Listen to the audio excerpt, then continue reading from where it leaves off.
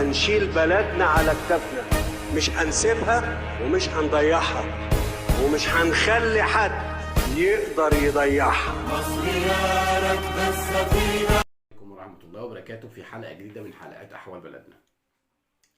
النهاردة أنا هتكلم عن عادة رمضانية إحنا متعودين عليها من سنين،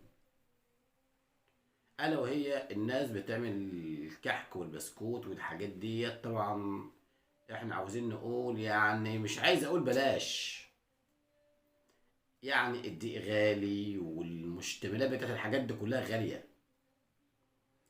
بلاش تضغطوا على نفسكم اكتر.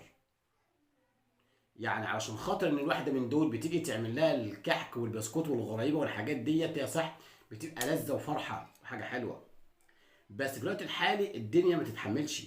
انت الناس ما عندهاش امكانيه انها تعمل، وخاصه ان الحاجات دي كلها معجنات، والمعجنات دي طبعا الحمد لله بترفع السكر وبترفع الضغط وبتزود الوزن.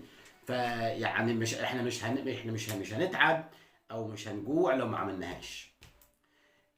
الشيء اللي هو يعتبر كماليات يعني ملوش لازمه، يا ريت ما نعملوش. نحاول نخفف وقت العبء علينا وعلى نفسنا، بحيث ان انا دلوقتي ممكن اصرف لي 200 300 جنيه او 400 جنيه عشان اعمل شويه كحك وبسكوت، وممكن ما يتاكلوش، مش عارف يطلع شكلهم ايه او كذا، او ما يتاكلوش وممكن يترموا في الاخر. يبقى طب ليه؟ اللي عاوز يعمل، يعني انت لو الدنيا مثلا يعني مش عايز اقول يعني هفك الشوق قوي، ومحتاج او محتاج ان المدام تعمل لك، اعمل على قدك، اعمل حاجه بسيطه، بحيث ان انت ما تتكلفش كتير، بحيث ان انت ما تعانيش. ما اجيش انا اصرف فلوس على اشياء او حاجات مش اساسيه في مقابل انا ممكن اوفرها. زي اللي بيشرب السجاير ب 50 جنيه، طب ليه 50 جنيه اصلا؟ دي مش اساسيه. زي اللي تجيب حاجه ساعه لتر او لترين، ليه برضه دي مش اساسيه. الاساسي الاكل والشرب، الميه الاساسي. انما عشان اروح اعمل كحك وبسكوت اكلف 500 600 جنيه وفي الاخر ما يتاكلوش، ايه اللي بعمله في نفسي؟ دي عادات يا ريت نبطلها. وفي الظل، وحتى لو بلاش الظروف اللي احنا فيها، بلاش الظروف الحمد لله تمام، مش معلش مش مفيده. انت بتجيب تحط عليه سكر بودره، السكر نفسه كارثه. يعني الكحكه كارثه، البسكوته كارثه، الحاجات دي كلها بترفع السكر، الحاجات دي كلها بتزود الوزن. يعني حاول الواحد ان انت تحاول تقلل نبطل العادات السلبيه ديت.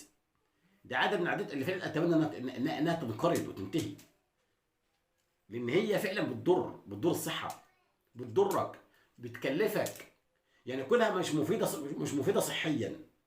دي معجنات، والمعجنات كافه الاطباء اللي هم مختصين بالتغذيه يقول لك المعجنات دي بترفع الوزن، المعجنات دي بتزود السكر، المعجنات دي بتعمل مشاكل، بلاش منها.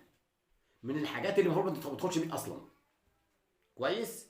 اجانا بقى في رمضان الناس اللي 5 كيلو 6 كيلو، وتبص تلاقي قعدوا 3 ايام كحك وبسكوت، وفي الاخر ممكن ما يتاكلش. يبقى انا كلفت نفسي زياده.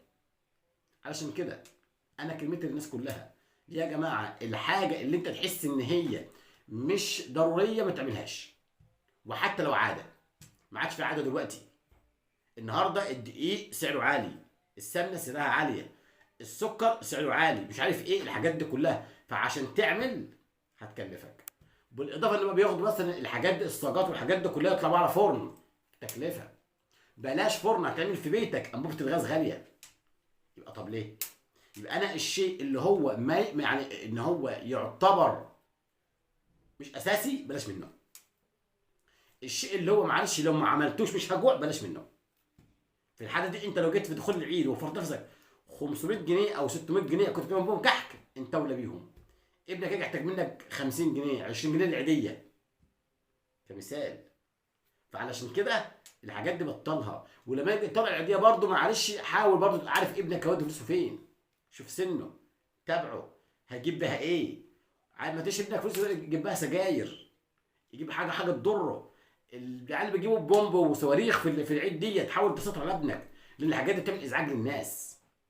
الحاجات اللي فيها ضرر وفيها زهق للناس بلاش نخلي ولادنا يعملوها. العيد جاي نفرح مع بعض، نقابل بعض، نسلم بعض، لكن ما نعملش حاجه نضايق بها بعض ونزعج بها بعض. علشان كده انا بطالب الناس، اهلي حبايبي اخواتي، الحاجات اللي هي مش اساسيه بلاش منها، علشان خاطر ما نجيش نشتكي وندعي ونقول احنا مش لاقيين، الدنيا غاليه، الغالي ابعد عنه، ودي الحاجات دي مش اساسيه. يا ريت كلمتي تسمعوها، واتمنى ما اكونش تقيل على قلبكم، ونعمل شير ولايك ونتابع متابعه للصفحه في احوال بلدنا.